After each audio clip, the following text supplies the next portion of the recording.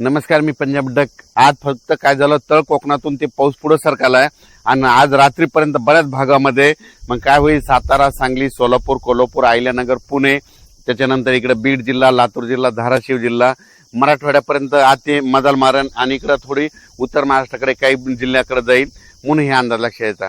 पण आजपासून सगळी संपूर्ण महाराष्ट्रभर जाणार नाही. 14 तारखेपर्यंत दररोज वेगवेगळ्या भागात दररोज काय होईल, पुढे सरकत तो मान्सून प्रवास करणार आहे म्हणून हा अंदाज लक्षात यायचा.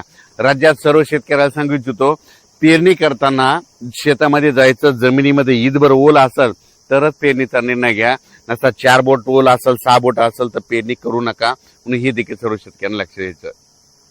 आजपासून महाराष्ट्रामध्ये बऱ्याच तळ कोकणातून म्हणजे कोकणपट्टीकडून बऱ्याच भागामध्ये मान्सून काय होईल, प्रगती करण्यास सुरुवात होईल. मग तो काय होईल, सांगली जिल्हा, कोल्हापूर जिल्हा, सातारा जिल्हा, कोकणपट्टी, घाटमाथा, त्याच्यानंतर तो अहिल्यानगर, पुणे, इकडे 2 कडा, आष्टी, त्याच्यानंतर बीड जिल्हा, त्याच्यानंतर धाराशिव जिल्हा, सोलापूर जिल्हा, त्याच्यानंतर इकडे परभणी जिल्हा, लातूर जिल्हा, नांदेड जिल्हा, हिंगोली जिल्हा, त्याच्यानंतर इकडे जालना जिल्हा, ह्या पट्ट्यामध्ये काय होईल, आज बऱ्याच ठिकाणी तो मान्सून प्रगती केलेली दिसेल म्हणून हा अंदाज लक्षात यायचा.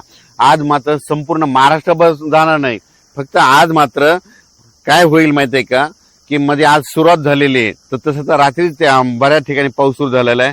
पण माझी शेतकऱ्याला विनंती आहे, शेतकऱ्याची पेरणी मी पहिल्यापासून म्हणतो की 3 टप्प्यात होणार आहे.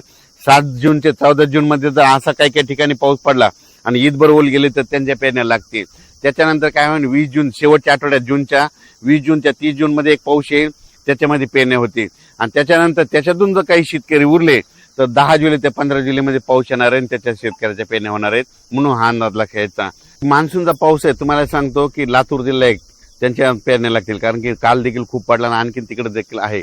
धाराशिव जिल्हा, बीड जिल्हा, परभणी जिल्हा, नांदेड जिल्हा, हिंगोली जिल्हा, त्याच्यानंतर सोलापूर जिल्हा, सांगली, त्याच्यानंतर सातारा, कोल्हापूर, अहिल्यानगर, पुणे, ह्या पट्ट्यामध्ये मात्र मान्सून चांगला सक्रिय होणार आहे.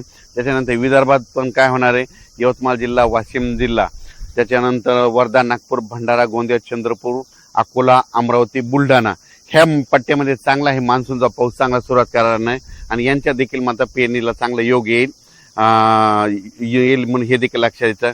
काल देखील तुम्हाला सांगू इच्छितो की मी धूळ पेरणी केली होती कापसाची, ट्रॅक्टरद्वारे कापस पेरला आणि मला माहित होतं आमच्या गावाला पाऊस येणार आहे आणि ते पडला देखील पाऊस. आणि आज आणि उद्या पडला की झाला आमचा कापूस निघतं, ते निघाल्याच्या नंतर त्याचा देखील मी व्हिडिओ करणार आहे म्हणून हे लक्षात हे सांगू इच्छितो. आणि शेतकऱ्याला परत सांगू इच्छितो की शेतकऱ्याच्या पहिल्यापासून म्हणतो की 3 टप्प्यामध्ये पेरणी होणार आहे.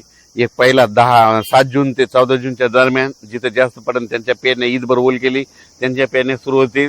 20 जून ते 30 मध्ये एक पाऊस पडणार आहे, त्यांच्या परत एकदा लागते. आणि त्याच्यातून जर काही शेतकरी उरले तर 10 जुलै ते 15 जुलैमध्ये एक पाऊस येणार आहे, त्याच्यामध्ये पाऊस पडेल आणि त्याच्यामध्ये पेरण्या होती. पण यावर्षी चांगला पाऊस आहे, सरासरी इतका आहे, पिकाला लागल तसा आहे, दुष्काळ वगैरे काही पडणार नाही म्हणून हा अंदाज सर्व शेतकऱ्यांनी लक्षात घ्यायचा. धन्यवाद.